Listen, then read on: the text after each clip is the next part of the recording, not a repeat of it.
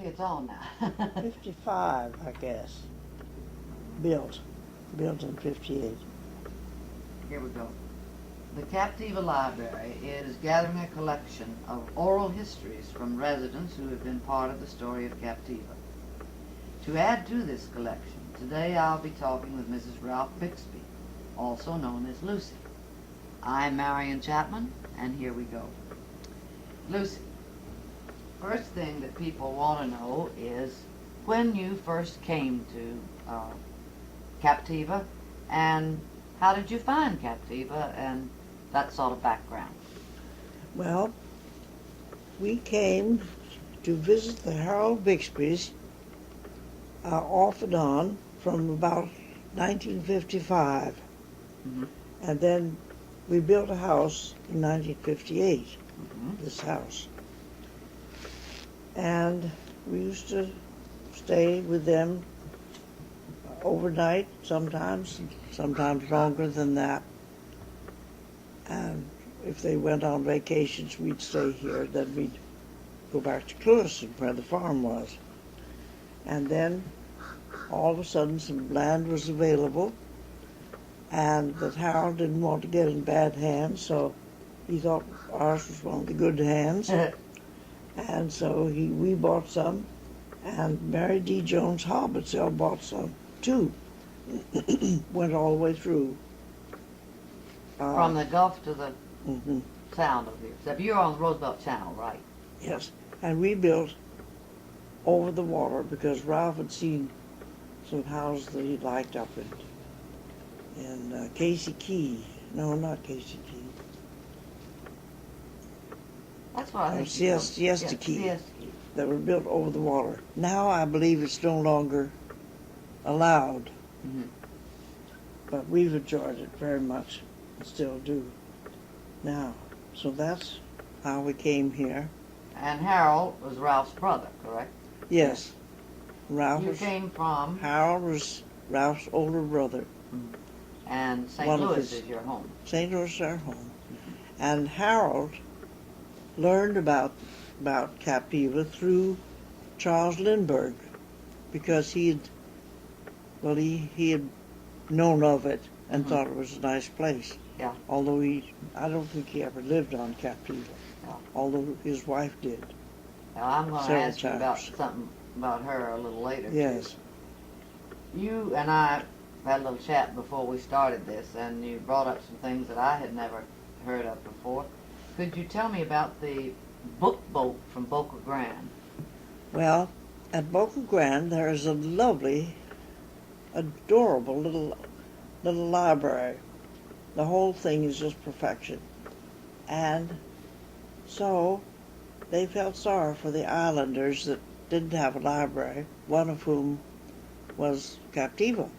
So the book boat or the library boat would come down to Captiva once a week, and I think it would land at Andy's dock, and we'd all gather there with the books that we had borrowed the week before, and return those and get a new one or two. And so that was quite an event. I forgot, it was one special day every week. Yeah. Well, that after that must have been after the boat that used to come to bring food, wasn't it? I mean, that was earlier. Well, I think that the boat that brought food, you'd call up, no, you didn't call up Parker. You'd tell Parker you want a leg of lamb, and then he'd order it, and then the mail boat would come and deliver it there. That's right, it was the mail That's boat. what it was. Mm-hmm. I think they were simultaneous, Yeah. because I remember they were both going Operating. strong, Yeah. operating, when I was in the early days. Yeah. You mentioned Parker Mills, whom we both know and who owned the island store. You say that at one point in time you were able to eat meals at the island store. Would you tell me about that? Yes. Around the main part where the groceries were kept, there was a kind of a veranda that went around at least two sides. And so, now who were the two men? Jack Van Bell, I think. Jack was Van one. Bell and Ted Levering? Ted Levering, who were both interested in good cooks, served meals there. Now, whether the meals were every night, I don't think they were, but several times a week. So there were tables all the way around, right next to the outside, so the view was nice. And they served delicious food. But it always amused me so when Debbie would say, "Well, now let's go to the store for dinner tonight." Yeah. As though we'd go and pick up a side of beef or something. Right, and eat it on the premises. Yes. Speaking of eating and eating places down here, there was another restaurant, wasn't there? Run by May and yes. Bill Shannon. Yes, yes. Tell me about that one. Was that what? Do you remember the name of Wasn't that? that the Sunshine or something? Yes, it was the Sunshine. It was on the left-hand side of the road as you go up towards On Palm Avenue. Yeah, Palm Avenue. And she served awfully good food. And on one special night a week, she would have roast beef, and it was perfectly delicious. And I think the whole meal cost all of $5 or something like that. And so you had to make a reservation to be sure you could get there. I mean, you have one of these delicious meals. She didn't serve drinks, but the guests who arrived had plenty. And we would do lots of table hopping. Yeah. And not that we were eating with other people, but we were singing. We went in for song like nothing in the world in the old days. Barbershop harmony. Yeah. And so really, at May and Bill's, on whatever night it was really quite an occasion. You wouldn't miss it for anything. And then, let me see, speaking of, you were going to... Well, I was going to ask you, something just popped into my mind. You mentioned making reservations. At that time, were there telephones? No. You'd have to go up there and make your reservation. Oh, and that's another thing, too. Yeah. Oh, I think... Oh, no. Yes. The only telephones were... the main telephone was down near the ferry. Yeah. And is it all right for me to tell this now? Sure. Well, then there was another kind up at South Seas. One of those radio telephone things. Sort of a thing you put like this and put Yeah. like that. And Ralph would do the telephoning for our family. So sometimes he'd go down and wait in line, being bitten up by the mosquitoes. And then when he got there, he'd find that the box was full of money. So you couldn't telephone because you couldn't put your money in. And one time, he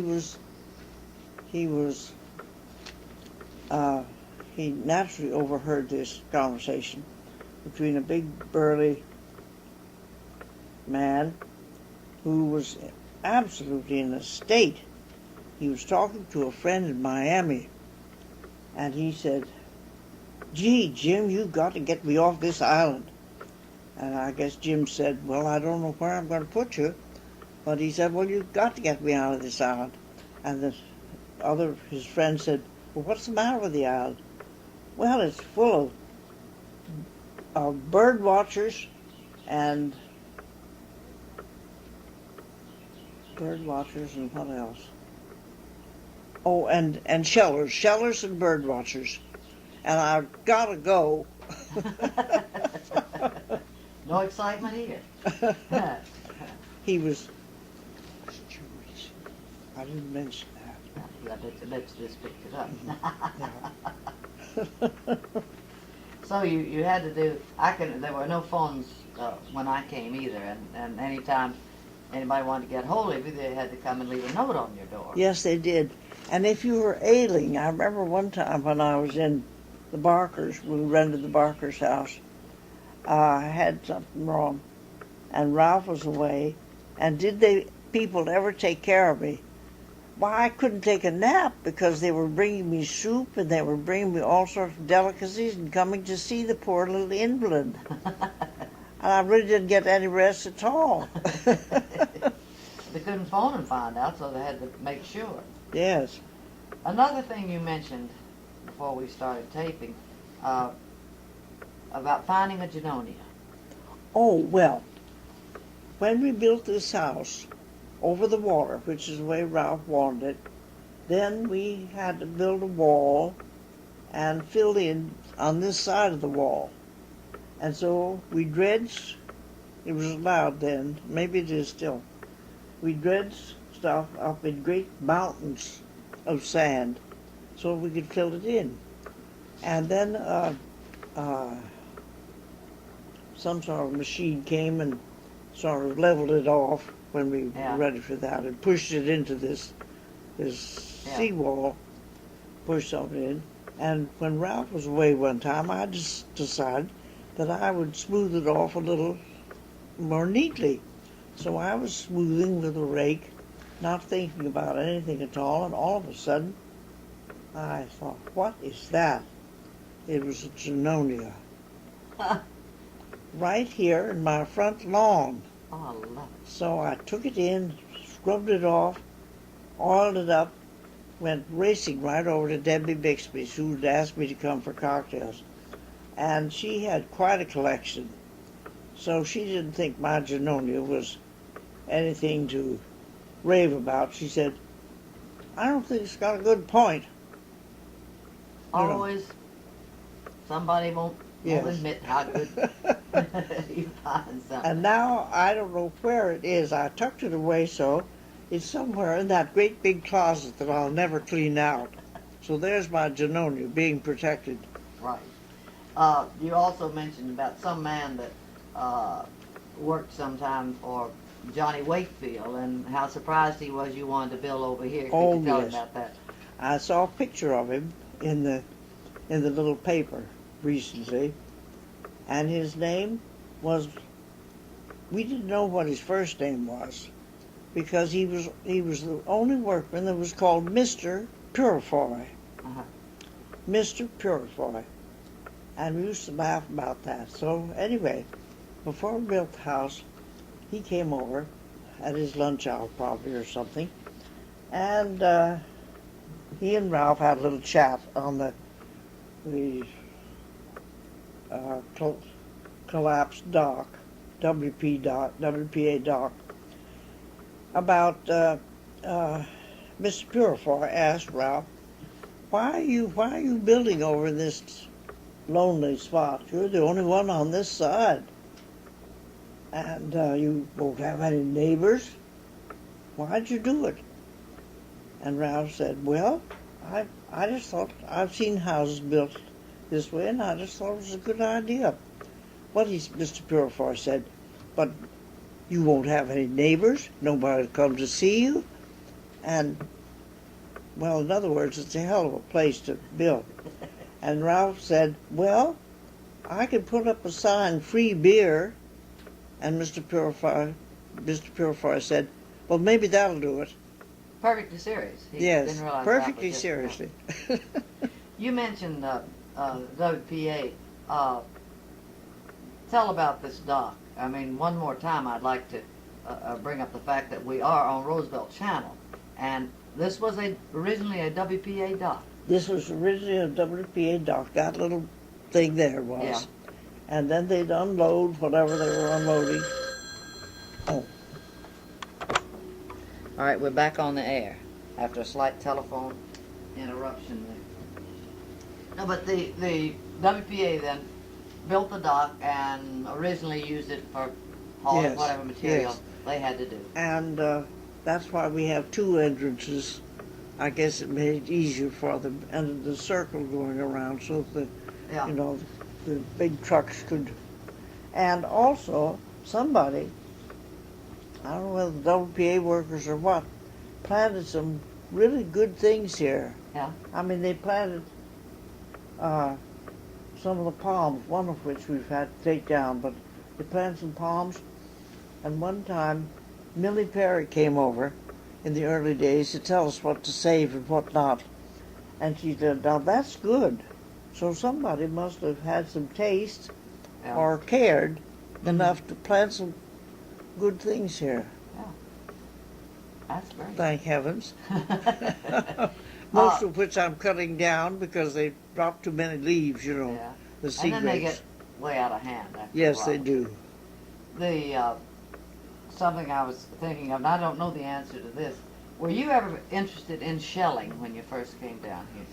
Well, when we first came down, Ralph knew it was a great shelling center, or shelling resort. And he said, well, that's one thing I'm never going to do. I'm not going to bend my back over the beach and pick up shells. The very first day he went out on the beach, there he was. And he was 6'2", and that was quite a bend, too. That's right. But he made a collection, and he arranged these shells very nicely. And Harold, who was good with he had a little shop, and he made a frame for it and put a little Chinese thing at the top to hang it up. And with very few shells have fallen off, I'll get that fixed some of these days. But I'm so glad to have it. And we both got quite interested. Mm-hmm. I never did put my Genonia on it. Oh, no, that was too precious. Oh, that was too precious. Far too precious. But it's really lots of fun. But now I'm sure I couldn't bend over, even though with my new eyes I could see them very easily. Yeah. I wish you'd tell a little bit about Ralph and his raccoons. You remember how I used to feed them and all that? Ralph always loved animals.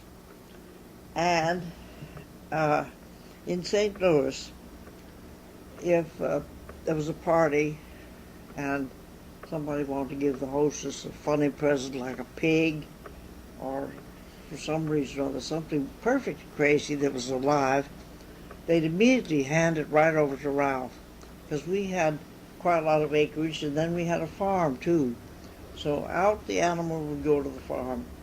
And so anyway, Ralph was fascinated with the raccoons that most people are not fascinated with at all. And so he would feed them up on the back porch, and he'd make them stand up on their hind legs to get this piece of bread. That's here on Captiva he did that. That's right here. Yeah. And he'd give them a whole piece of bread, if he had enough bread, and make them stand up on their hind legs, to get it. And the provider of the bread was Father Madden, because he fed raccoons too. Yeah. And so he went to a wholesale place where they had day-old bread, and he'd get a lot of bread. So he'd bring us some bread, or tell us where you can get it, at his house. These many loaves of bread, so that we could keep the raccoons supplied. I hate to tell this story because people will hate us, because I don't think they're very crazy about the raccoons. Well, I think that robbing their, That's right. I mean, they have and their putting the pests, garbage but they're all also over the place. adorable. I love them too. As far as Well, they are. They're very. Books have been written about their intelligence, Oh, yeah. And they're, what do they call them? Little black bears. And I don't know. They're just kind of fascinating. But when they worry you, Well, they really worry till you finally get a garbage-proof. I mean, yes. Once you've accomplished that, you've accomplished quite a bit. Absolutely. So we have our garbage can fastened to a limb of a tree. One of the garbage cans is there. Yeah. And the others we tie them up so that the raccoons don't get the odor, because they'll get into anything. Oh, sure. Let's jump to another subject that I mentioned that I was going to come back to. I know that Harold, I believe, wasn't Harold in on the arrangements for Lindbergh's flight? Yes, he was one of the backers for his flight. Yeah. And knew Lindbergh quite well. But we never met him because Harold was always trying to shield him from the public. He was a shy man. Yeah. And he wouldn't even introduce him to his family when he turned up, Mm-hmm. So, and in St. Louis, there's a Lindbergh Memorial in in the Missouri Historical Building, and now that's really growing and growing. And well, I've never met Ann Lindbergh, but she has come down, of course, and written some of her books here. Yes, do you know, I guess I've heard 15 different versions of where she stayed when she was on the island. Well, it's up. Is it up by that curve right by the post office? I mean, Yes. the old post office. Yes, where, what's her name, the librarian lives? Buddy Rock. I think that's the house. I Mhm. think. Yeah. But she could tell you more about that. But you never met her. I've never met her, Well, and I would love to meet her. from what Harold Someday I'm going to. must have told you a fair amount about both Charles and Anne. Was he, other than being terribly shy, was he a person with charm? Well, he never talked about that, really. He didn't? No, but I'm sure he was. I mean, quiet charm. Mm-hmm. And then, of course, everybody knows about their romance. He was supposed to be picked out for the older sister. Yeah. But then, anyway, that's the way it happened. When, do you remember any details of why Harold and the other backers were so convinced this young man could do what he did? Could fly the ocean? No. He used to have a mail route between Chicago and St. Louis. Mm-hmm. And, oh, let me think. Harry Knight was one of the backers. Who else was? But I was always so proud of Harold for taking a chance. Mm-hmm. And he was maybe a vice president of one of the banks in St. Louis. And he just decided he didn't like banking. So then he joined WPA and went to China for them and established the CNAC over there. Well, I thought that was so adventurous with a family. Yeah. Well, I shouldn't tell all this, though, now. It's not my business. Well, people are and always will be interested in Lindbergh and any anecdotes about Lindbergh and about her, of course. Yes. With all of her writing and things like And that. Debbie, his wife, had 4 children, and 2 of them went to, what's that school? A good school, private school. And they were all over in China, though. Hmm. And Debbie, for 2 winters, stayed with those 2 little children up in a building on the family property called Fallen Arches. And she'd make herself walk up to the top of the hill every day because she knew if she didn't, she'd just get in such a terrible rut. And the caretaker used to come with his blowtorch and, get the plumbing going because it was frozen overnight. Oh, yeah. And the house was all surrounded by it. Now, you better cut this out. But anyway, the house was all surrounded with leaves, so that it wouldn't freeze up. Debbie stayed there for 2 winters while Harold was in China. She was a real pioneer woman.